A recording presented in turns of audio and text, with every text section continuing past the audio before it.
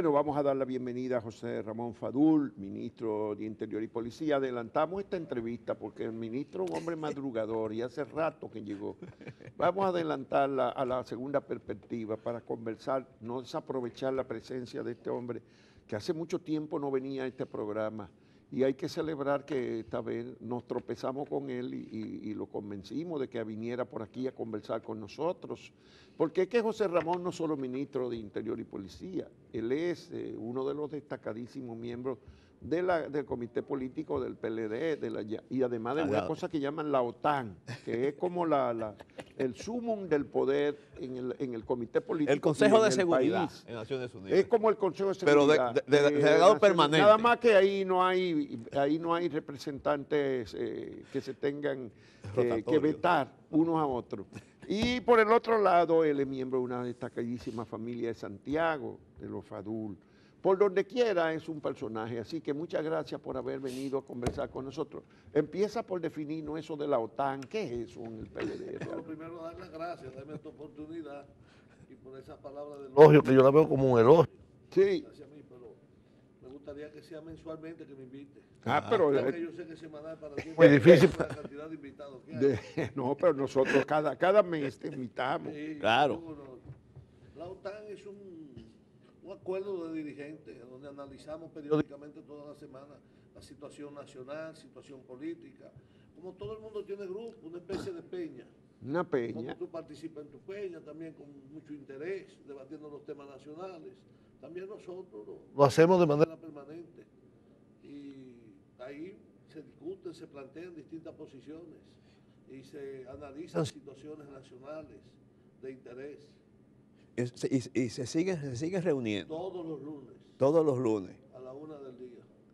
Y entonces ustedes ahí que se resuelven los problemas. No, los problemas los resolvemos en las distintas instituciones del país. No, pero digo ahí, El ustedes gobierno imparten resuelve las instrucciones, las sabias instrucciones. No, ahí se discuten temas, como hay gente que tiene peña, hay gente los sábados, hay otros los lunes, a otra hora distinta, a otros los martes, otros los miércoles. Pero no se todo de encuentro. Pero no se hace el que incluye a temas del partido, sino de la nación. También porque es un tema también de la nación y también tema partidario, indudablemente, porque son dirigentes nacionales, políticos, con actividades sociales también. Porque se entendía que la OTAN era como una especie de árbitro dentro de la estructura interna que podía aunar voluntades para evitar dificultades extremas. Esa es una de las funciones principales, limar asperezas, bajar tensiones, buscar posiciones que nos permitan la unidad dentro de la diversidad para seguir gobernando el país en beneficio del pueblo dominicano. Entonces ya ustedes discutieron ahí el asunto de la reglamentación de la ley de partidos, con el padrón abierto, ¿cómo va a ser la cosa? No, hay una nueva ley. Sí. La ley de partidos Puede ser y abierto, organizaciones cerrado, de agrupaciones. Eso se va a discutir posteriormente. Lo que ya la ley plantea incluso el mecanismo que debe de implementarse para llevarse a cabo el proceso interno de cada partido político, si es con encuesta, si es con una elección de delegados, la convención de delegados, si es con primarias abiertas, si es con padrón cerrado, si es con padrón abierto. Eso lo vamos a discutir el próximo lunes en el comité político. El próximo lunes. Está convocado el comité político. Sí, para el lunes. Sí, pero ustedes tendrán que modificar el estatuto del partido para ajustarlo a esa ley. Es que la ley está por encima de los estatutos. Sí. Automáticamente quedan modificados. No hay que ajustarlo, no hay que modificarlo. Se modifica automáticamente, pero lo que prima en pleno derecho, en términos de la jerarquía del derecho, es la aplicación de la ley en términos inmediatos. Eso no reviste discusión. O sea que no se va a convocar una modificación estatutaria, porque se asume que ya no es necesaria. Si hay que hacerla, se hace, pero si hay que hacerla, se hace. Pero ya hay un mandato legal que está por encima de cualquier situación estatutaria de un partido político. La ley solamente tiene sobre ella la Constitución Dominicana. Sí, pero no discutimos eso, sino si aparte de la ley hay que entonces modificar el estatuto para que esté acorde con la ley. Manda hacerlo. Manda la ley a readecuar los estatutos. Okay, que hay que, ¿cómo se readecúan los estatutos en el PLD? Bueno, puede ser mediante una convocatoria, puede ser un Un congreso. Un congreso del partido. Que es lo que se requiere generalmente. Y eso no es un proceso muy complejo, los congresos de los partidos, para modificar el estatuto. En el caso de nosotros no. Ah, no. No. ¿Qué hacen? ¿Cómo se convoca el congreso? Convoca a través de la dirección partidaria y las distintas secretarías. La Secretaría de Organización, a través de ella se hace una convocatoria pero nacional. ¿es por delegado de organismo? Sí, tenemos, acuérdate que la estructura nuestra partidaria es una estructura vertical, como todos los partidos políticos, como todos los ejercicios gubernamentales, todos los gobiernos, todos los poderes del mundo. Tenemos comité político, comité central, que es el órgano superior, que maneja. De ahí vienen los presidentes provinciales, municipales, entonces vienen después los presidentes intermedios. Es una estructura partidaria que se convoca mediante la Secretaría General. Y en el PLD primero deciden en los organismos y después vienen a una asamblea, o vienen directamente y deciden en la asamblea. No, para una modificación estatutaria, por ejemplo. No, pero se convoca el Congreso, se mandan los documentos, se estudian los documentos primero en cada una de las estructuras partidarias. Luego se convoca, el Comité Central se lleva toda la discusión. Entonces por comisiones ahí entonces se aprueba. Es un problema de abajo hacia arriba. El asunto es que la Junta ha puesto como un periodo hasta octubre para que los partidos decidan si van a hacer padrón abierto, y entonces ustedes tienen un proceso muy corto para modificar el estatuto. Lo que yo lamento mucho es que la Junta haya emitido esa reglamentación sin haber consultado previamente a los partidos políticos. Yo creo que esencialmente los partidos son la esencia fundamental de la Junta, al margen de las oficialías del Estado Civil, que los registros que hay, esencialmente. Haber tomado esa decisión yo lo lamento mucho, sin haber consultado las fuerzas políticas que hay en el país. Y más muchos partidos políticos que tienen están en instancias superiores como el Tribunal Superior Electoral, definiendo hasta su dirección. Caso Partido Reformista, creo que hay el PRD. El PRD. Entonces, creo que es eso. Lo segundo, nosotros estamos elevando una instancia en las próximas horas, la vamos a dar los próximos días, pidiendo una reconsideración, una reevaluación de ese plazo de 75 días para que los partidos puedan definir el tipo de padrón y el tipo de primaria que vayan a llevar a cabo. Nosotros esperamos que ¿Cuántos días ustedes proponen? No, lo estamos dejando un poco más amplio porque es que hay partidos políticos, independientemente de nosotros, que están en instancias judiciales definiendo sus direcciones políticas.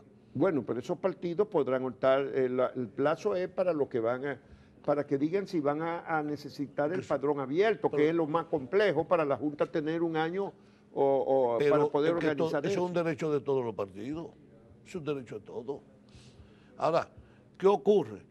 Yo creo que el plazo debe ser ampliado y así lo entendemos nosotros. En las próximas horas, creo que mañana pasado le llevaremos la instancia solicitándole a la Junta. Y que tú eres el delegado político del PLD ante la Junta. Esa parte se me olvidó del poder tuyo. No, ningún poder. Yo soy un delegatario de poder. No hay poder. Respecto a lo que está sucediendo, tenemos una ley de partidos políticos que aprobó que determina cuándo se puede hacer precampaña para las precandidaturas. Sin embargo, estamos viendo actividades fuera de ese periodo, en julio, que se aproxima mucho a una precampaña.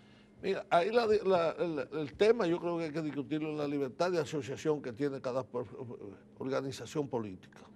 Porque las actividades que se han hecho, no estoy hablando de las vallas, las cosas, que eso es otra cosa, han sido en lugares cerrados y no ha habido una promoción política para convocar a esa persona en términos de movilización política.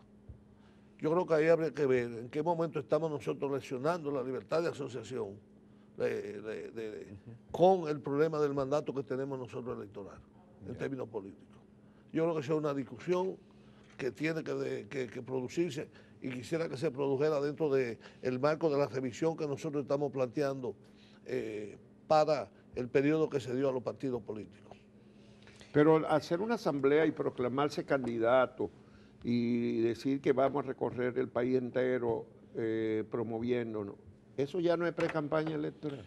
Eso se interpreta como una campaña, una pre-campaña indudablemente. Pero no es asociación, no es derecho a asociación, eso ya es campaña. Pero ahorita, como me argumentaban los estatutos Los partidos políticos no han decidido cuáles van a ser, cuál es el proceso todavía para elegir. Iniciar su pre-campaña. A lo que dice la ley, que está bueno, tasativa ahora vamos en a eso, la ley. de que las campañas son en un periodo, la pre-campaña en un solo periodo. Ahora, En julio, a partir de julio. debe ser y debe de aplicarse. La ley. Debe de aplicar la ley. Nadie puede estar por encima de la ley. Ahora, este es un país con movilizaciones sociales permanentes, que también son políticas. Y las leyes son sugerencias. Sí, pero por ejemplo, la Marcha Verde, por ejemplo, es una movilización política y también se permite. Sí, pero es una movilización ciudadana, no una campaña electoral. Yo creía que era política. Pero no una campaña no es política. Política es, pero no partidaria, no de proselitismo político, de no. candidatura, pero movimiento es partidaria del momento que convergen algunas fuerzas políticas en ella, apoyadas por partidos políticos. Sí. Porque es partidaria desde ese punto de vista. No partidaria, tú me dirías, porque participan actores de la sociedad civil, otra cosa. Sí. Pero, ojo, vamos a medir todo por el mismo rasero, como dicen. No, pero no metan a la sociedad civil en la ley de partido, porque la ley de partido es para organizar las actividades electorales de los partidos. Sí, naturalmente, pero hay de todo en la vida del Señor. Sí.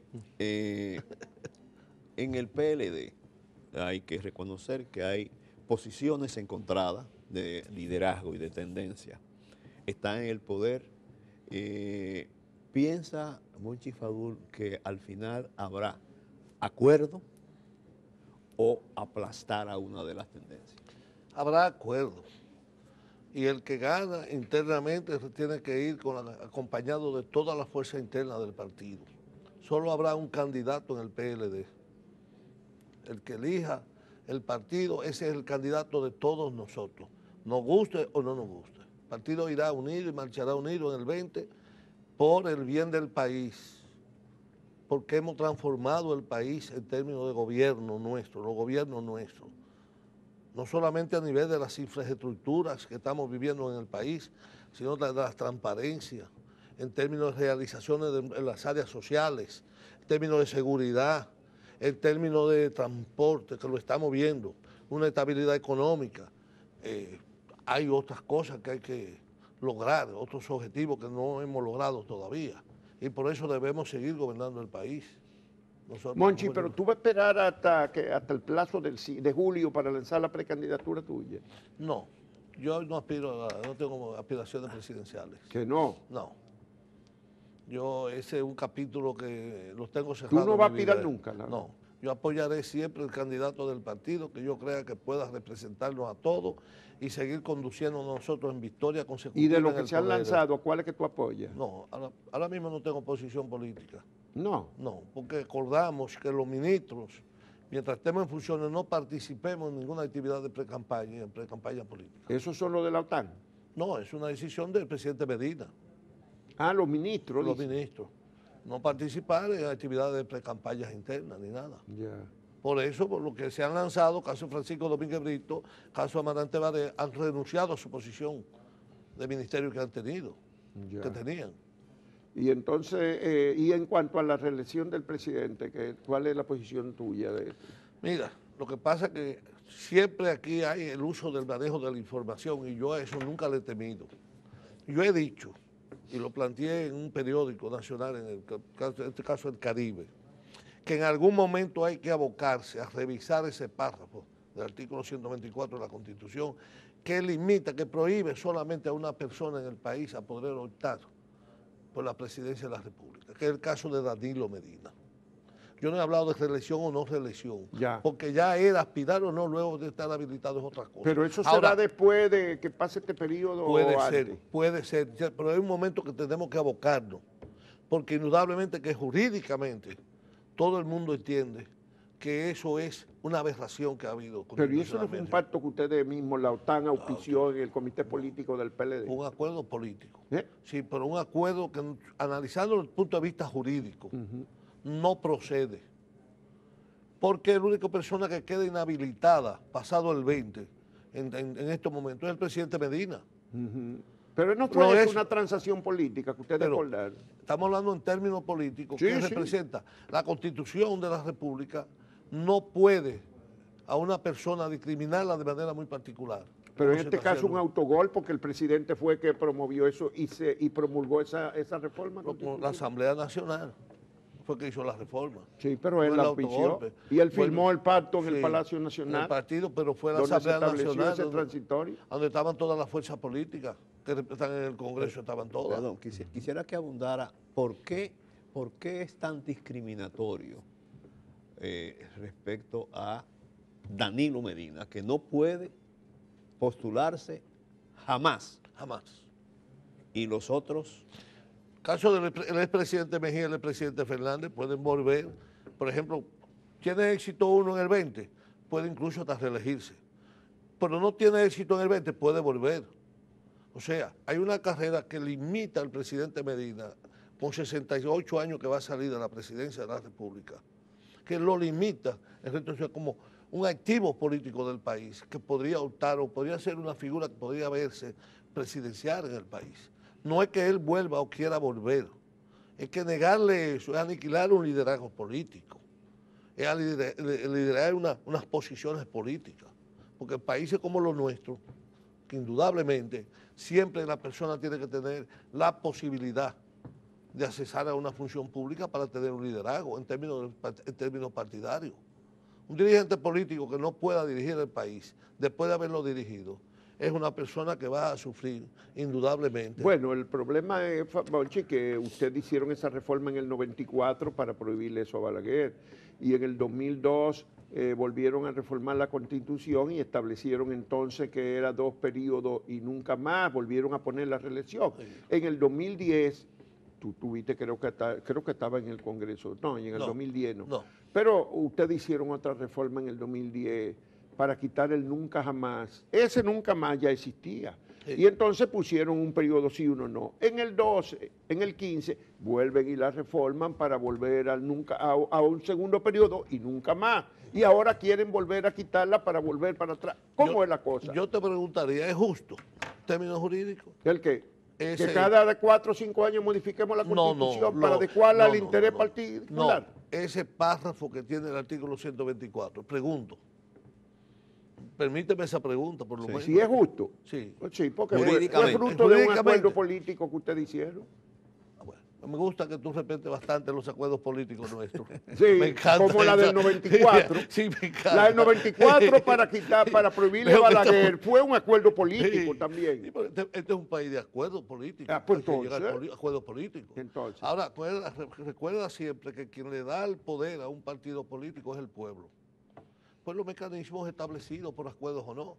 Los procesos electorales son los que le dan las instancias de poder que debe dirigir un partido político. Entonces la OTAN es partidaria de que eso se modifique otra vez ahora. Por lo menos yo. Ya, tú eres partidario. Yo soy partidario, si no ahora en algún momento debe de abocarse el país a revisar ese párrafo, que no necesariamente puede verse en términos constitucionales como una reforma constitucional, que es otra cosa. ¿Cómo así? Porque es al párrafo solamente que se podría abocar la discusión. Bueno, no solamente el párrafo, porque el artículo 124 dice 2 periodos y nunca más.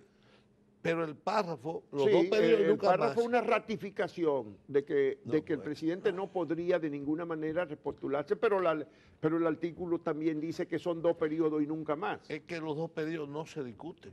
Lo que se discute es el párrafo que excluye al presidente Medina.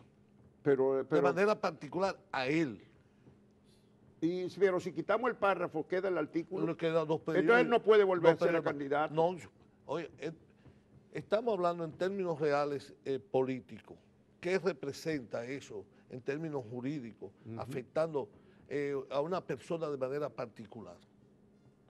Si vamos al análisis jurídico, porque si lo estamos viendo en términos partidarios, políticos, en términos de PLD, que hay sectores que no están con nosotros, otros están con nosotros, es otra cosa. Pero en términos jurídicos no procede ese párrafo, no resiste el menor análisis. Bueno, pero ustedes ninguno objetó eso cuando se propuso, ¿verdad? En el 2015. Sí, fue una salida, quizá un acuerdo. Fue una salida política. Sí, por eso, una salida política. Ahora puede haber otra salida política. Sí, ¿cómo no? Y los que concedieron esa salida estarán contentos en que ahora se le vuelva para atrás. Habría que preguntarle ahí. Ya le hemos preguntado y no están de acuerdo. Bueno, ese es el debate, bueno, la lucha del poder producente. Vamos a hablar del ministro entonces de Interior y Policía. A ver. Sí, yo quería cuestionar esto. En algunos tratadistas dicen que el salario representa la valoración social que tiene sobre el desempeño de una labor. Así es. ¿Usted es partidario de esa opinión? Totalmente. Y entonces, ¿cómo se compagina eso con la remuneración que reciben los policías? ¿Está de acuerdo con la función que desempeñan? Se ha reajustado los salarios de la Policía Nacional. Han mejorado. Ha mejorado bastante. No, los salarios siempre son deficientes, no solamente en la Policía Nacional, en cualquier actividad. Además, es una postura que usted ha tenido incluso siendo ministro de Trabajo. Sí, siempre. Mi tesis fue sobre el salario, cuando yo me gradué. ¿La tesis profesional? Sí, fue sobre el salario. Porque indudablemente... ¿En qué año fue eso? 1981. 80. Y estaban muy deprimidos los salarios. Sí, siempre han sido deprimidos. Están mejores en el sector público que privado. Sí, entonces no, entonces era al revés. Es mejor remunerado el sector público que el privado. Ahora sí. Sí. Y aún son deficientes en todas las áreas. En la Policía Nacional... Digo, en el sector público, en los altos y medio y cargo alto, porque en los bajos todavía hay un salario de 5.117 pesos en el sector en muy pocos lugares. En muy pocos lugares. 20% de los empleados del Estado todavía ganan eso. No tengo la cifra, pero creo que se ha avanzado en ese sentido, porque han venido unos aumentos salariales discrecionales de abajo hacia arriba. Sí. No hacia arriba. En los municipios, por ejemplo, todavía la mayoría los ayuntamientos, la mayoría son 90.000 empleados municipales. Bueno. Pero en cuanto a gobierno central, ha habido una mejora. Vamos a la policía. La policía, no solamente hemos mejorado los salarios, incluso de acuerdo a la función que realizan, y aquellos que están en mayor peligrosidad en el ejercicio de su función, sino también que con ellos se les está dando mayor protección en términos de la seguridad social. Están en SENASA. Nosotros le estamos dando, ahora hay unos planes de vivienda. Están los reajustes salariales que se están produciendo de acuerdo al presupuesto que tenemos en la Policía Nacional. Pero indudablemente que todavía se necesita un mayor reajuste salarial en la Policía Nacional. Se necesita un mayor reajuste porque la policía se ha tecnificado. Ya tenemos un policía que te maneja el WhatsApp, el Facebook, el Twitter. No es el policía de la macana que veíamos ayer, es el policía que te maneja también ya internet, es un policía que también por manejar incluso la nueva tecnología requiere de mejores condiciones salariales, indudablemente. No tenemos ese policía, como vuelvo y repito, de la macana. Entonces, eso es parte de lo que está pendiente dentro de la reforma de la Policía Nacional. Se está tecnificando la Policía Nacional. Tenemos una buena policía en el área de investigación, y en el área de la prevención estamos trabajando fuertemente. Hay un régimen de consecuencia de la Policía Nacional. Estamos sancionando a toda aquella persona que violente los reglamentos de la Policía Nacional, tanto éticamente como en el comportamiento y en el protocolo de atención. O sea, se ha avanzado. Y todo eso va ligado naturalmente al salario. Y aquel tema de que había muchos policías que no estaban desempeñando labores propias, sino en asignación privada. Eso no ha podido resolverse. Estamos hablando, el último dato que teníamos eran 5.800 por ahí, que lo que le llaman servicio a los dignatarios, donde hay políticos que tienen policía a su servicio, empresarios, comunicadores, artistas, peloteros. También los comunicadores tienen su policía privada, público. Tú conoces bastante bien el Estado. Y el país. Estado. Sí, el país. Tú lo conoces bastante. Me gustaría ver un gobierno tuyo, Juan Bolívar. ¿Un gobierno mío? Tal vez me nombra en algún sitio. Es que eso no lo vas a poder ver porque yo no me dediqué a la política. No, pero en la coalición de fuerzas. Digo, a la política electoral, partidista. Tal vez en la unificación de ese frente opositor te eligen a ti como candidato y tú serías un formidable candidato para nosotros vencerlo. Para ustedes derrotarme, ¿verdad? Para decir que venga, fájese ahí ahora. Porque las propuestas tuyas, que el país la debata. Y ya no he caído en ese gancho. No, y ver la simpatía que tú puedes generar, que nadie sabe. Nadie sabe. Yo no he caído en ese gancho de que se postule. Está a tiempo, tienes todas las condiciones. Te meten todos los recursos para derrotarme a mí. Pero espera que lo pongan, no te adelantes a los acontecimientos, nadie sabe si no se hace. Si llegamos a acuerdo contigo. ¿Quién sabe si simpatizamos en el camino? Hay vías de comunicación. Cuadramos. Sí, porque dicen que en la política todo se vale, ¿verdad? Todo se puede. Todo se puede. Política, y algunos dicen que todo se vale también. Todo se vale y otros dicen que todo lo que conviene es lo que se hace en política, dicen otros. Ahora hay que pensar en términos del país. Es una doctrina que sostiene un distinguido miembro de la OTAN en llave suyo, que era un gran amigo de nosotros. Era un gran amigo de ustedes. Don Euclides. Él venía aquí, se solazaba, se moría en la risa diciendo que él le gustaba venir a este programa porque aquí se discutía y que él le gustaba eso, pero llegó un día en que se retiró. Mira, ves tú que eres un hombre influyente. Tráenos a Euclides por aquí otra vez. Hablaré con él, pero él está yendo a pocos programas. Él está yendo a pocos programas. Sí, él va poco. No solamente es aquí. Sí, eso es verdad. Pero indudablemente Euclides es una persona que lo aprecia a ustedes bastante, porque yo sé lo que habla. Euclides es un hombre que siempre ha sido un hombre confrontador. Se ha sometido siempre al debate. Uno respeta eso. Pero además a mí me gusta la gente como ustedes que pelean así, que discuten. No, porque, lo malo son las entrevistas esas que no, de la gente que no hace ruido. Las buenas son estas.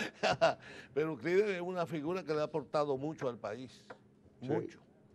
Porque tiene una vida dilatada políticamente, más de 50 años en el ejercicio político. Es un hombre muy influyente. Muy influyente. ¿Quién otro más influyente allá en la OTAN, además de tú y Euclides? Todo, no, yo no soy influyente, yo soy uno más. ¿Tú eres el coordinador? No, uno más. No. Tú me tienes mucho cariño, Juan Bolívar. Tanto que lo admiro, y mira cómo me mete para lo horno. Mochi, dicen que tú eres el jefe de la OTAN. No, uno más. Uno más. Yo no ¿Cuántos son, Como 9. Como 14. 14. Son y en esta diferencia interna que hay en el PLD, ¿cómo se maneja la OTAN? Bien, porque la OTAN es un organismo... ¿Y en la OTAN hay esa diferencia también? Sí, no, ¿Se manifiestan? Hay pocas, pero es una institución que nosotros la tenemos de los años 80. De los años 80 siempre nos hemos reunido. Antes era Jorge Botello, estaba con nosotros, íbamos todos los líderes, iba el mismo presidente Medina, y todo. Y eso ha venido históricamente en el partido, un grupo de nosotros que siempre se ha juntado a tratar temas, tanto esencialmente para esa época más político que otra cosa partidario. Pero tiene más de 20 años, eso, 30 años. ¿En qué asunto que usted recuerde ha sido, si no determinante, por lo menos ha hecho una gran contribución a arreglar las cosas internas de la OTAN, en dificultades internas? ¿Sí? Casi en todas, siempre participamos. Casi en todas se busca siempre una posición de avenencia entre los distintos conflictos que podrían generarse. Nosotros nunca hemos creído, ni se cree en el partido de derrotar, en la derrota, de apabullar. No, ahora, la minoría tiene que entender, cuando usted tiene una posición de minoría, que es de minoría, y que la minoría se somete a la mayoría, que es un principio fundamental del centralismo democrático. ¿Y en la OTAN se manifiesta esa minoría? Hay posiciones, y en el comité político, pero lo que hay que entender... Bueno, el comité político sí. Cuando está en minoría, se está en minoría. Y usted se somete a la mayoría sin dejar plantear su posición. Pero indudablemente es prima la posición que la mayoría adoptó. Bueno, hay mucha gente que no le gusta perder, y aún en la mayoría tampoco le gusta perder, y no pueden transigir. Bueno, pero es que convive en un sistema de partido, bajo un sistema como tenemos nosotros, tienen que entenderlo. Y en la sociedad, las minorías son minorías. Ahora, la minoría no puede regir a la mayoría, porque entonces el mandato popular, entonces que se lo den a las minorías. Mandato popular de la mayoría, que es lo que no entienden también muchas fuerzas políticas minoritarias, por cierto. Pero en los partidos... ¿Qué es lo que no lo entienden? No lo entienden mucho, que todavía se rebelan y ven al PLD como un usurpador de poder, que llegamos al poder por usurparlo. Y es por la voluntad del pueblo dominicano. No llegaron. No, por la voluntad del pueblo. Pues votaron. Por voto. Ahora ¿Qué es lo que establece las reglas del juego? Ahora que en las elecciones ustedes usan los recursos del Estado y que dicen que todo se vale, eso sí, también es una acusación que les hacen a ustedes. Y la oposición no lo hace igual.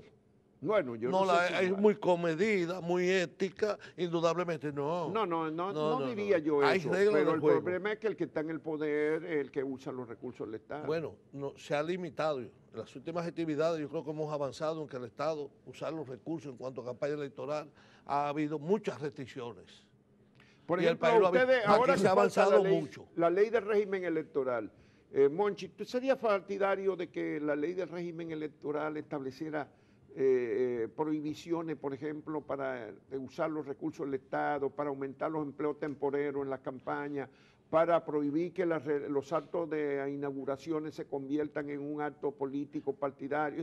Hay una serie de esas cosas que estamos de acuerdo, pero no limitar al gobierno en su ejercicio gubernamental, en soluciones a problemas sociales. No, soluciones en uso partidario de las... no partidario no, y estamos de acuerdo en eso.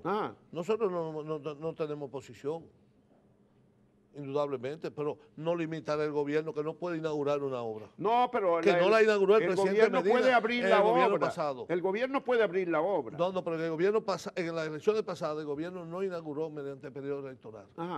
Hasta el metro, el presidente paseó en el metro y llevó muchísima gente y 2 años después todavía no se abría la línea del metro. Pero si pasamos en el metro fue ahora, Juan Bolívar. No, en la campaña electoral el presidente llevó a la gente ahí, se subieron al metro y lo manejó. Juan Bolívar, si hubo un presidente que se manejó éticamente, fue el presidente Medina. Pero él no inauguró ese metro en esa... No, pero la línea B se inauguró fue ahora. No, pero digo, él no montó a la gente en el metro y él mismo... no recuerdo. ¿No te acuerdas? En abril del 2016. No recuerdo. 2 meses, un mes y pico antes de las elecciones. Con el presidente Fernández inauguramos la primera línea del metro. No, el presidente Medina. La segunda fue ahora. No, pero no te vamos a buscar el video. No, pero está bien, puedes buscarlo, porque si estoy equivocado, estoy equivocado. No, pero todo el mundo recuerda eso. Yo no lo recuerdo. Tú te estás poniendo como yo, que se te están olvidando. Ya no olvidas la cosa. Él le da. Vuelvo a la OTAN. Si la OTAN quiere seguir desempeñando esa función de buscar avenencias entre las diferentes, no puede perder cierta distancia de las posiciones enfrentadas. Eso se ha logrado mantener a lo interno de la OTAN, de que no se haya contaminado con las posiciones. No, indudablemente hay influencia de un sector sobre otro, pero nosotros entendemos políticamente hasta dónde llevar nosotros nuestras confrontaciones internas. Hay algunos que no lo comprenden, pero no al nivel del comité político, que no comprenden y a veces se exceden de los planteamientos. Nosotros, esta es una dirección política muy madura, con muchos años en el ejercicio del poder y también partidario.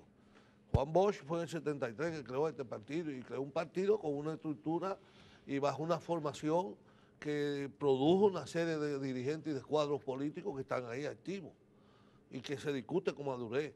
Ahí debo recordar al doctor Euclides Gutiérrez Félix, que dice que la única dirección comparada a la del comité, al Partido de la Liberación Dominicana, la dirección política, es la de Cuba, porque no conozco otro país que tenga una dirección tan entrenada, tan especializada y que se ha capacitado tanto en el ejercicio político y del poder como el comité político. No lo hay. Son gente con 40 y pico de años cada uno en actividades políticas, formado casi todo por Juan Bosch, que hoy es venerado por muchos que lo combatieron, pero por Juan Bosch, nuestro Juan Bosch. Y ahí está, con nuestras debilidades, que las tenemos, también, pero tenemos nuestra fortaleza. Pero que también es al revés, hay muchos que estuvieron al lado de él elogiando toda la vida al profesor y han hecho lo contrario de lo que él planteaba en el poder. También. Hay de las dos cosas. Es que no es uniforme. Estamos planteando todo lo que yo quiero verlo en términos objetivos. La dirección política que tiene el PLD es una dirección de profesionales políticos, que lo ejercemos como oficio. Pero ustedes no se han renovado, no hacen elección de renovación de los dirigentes, se autorrenuevan cada 4 años. No, pero... ¿Cuándo fue la última vez que ustedes se sometieron a votación de las bases de ese partido? La última vez, el último congreso fue hace 6 años. ¿Cuánto? 6 años. Pero esa vez no hubo elección. No, pero espera, el comité político ha sido remozado. El comité político primero eran 7, luego se sube a 11. Luego entramos en 21, creo que era 25, después a 35. Y eso es nuevo dirigente, uno que dejaron de estar y otros que están. Respecto a, muchos opinan que en el camino se han perdido algunas cosas de lo que la enseñanza de Bosch. Por ejemplo, la formación política no tiene la intensidad que tenía los comités intermedios, que se empezaba siempre con lo educativo. Sí. ¿Es posible, después de la masificación, volver a retomar lo que fue característica diferenciadora del PLD? Sí, mira, indudablemente no igual. Los partidos políticos, el país ha cambiado, la sociedad ha cambiado, muchos no se están dando cuenta de los cambios. Y los partidos políticos hacia lo interno también, en su vida política interna. Tenemos una escuela de formación, no es lo mismo que como se formó el PLD, indudablemente. Y hay una visión distinta también. Y hay que readecuar incluso el problema de la metodología interna que tenemos nosotros, que yo digo a veces y me lo toman un poquito mal, que a veces la gente entiende como cuando habla, ¿qué desorden es esto? Yo a veces digo que ese es el nuevo orden, regulémoslo, démosle sentido, vamos a regularlo, vamos a darle las estructuras, porque como el crecimiento de las ciudades, permítame la digregación, las ciudades comenzaron a crecer con los ensanches, ¿verdad? Los ensanches es la amplitud de la ciudad, ¿verdad? De las ciudades. Surgen barrios, para acá, urbanizaciones. Y tú me dirás, está creciendo anárquicamente. No, ese es el nuevo orden que se está produciendo dentro de la ciudad en su crecimiento. Vamos a regularlo, lo que se puede regular dentro de ese nuevo orden. Y vamos a darle metodología, vamos a darle funcionalidad a lo que se puede dentro de ese nuevo orden. Lo otro, que no se puede indudablemente, que no es aceptado. Entonces, cuando he usado la expresión, un amigo mío me lo recuerda permanentemente, que es el profesor José Darío Suárez, que ese presumible desorden que se ve es el nuevo orden. Los partidos políticos han cambiado en sus funcionamientos internos.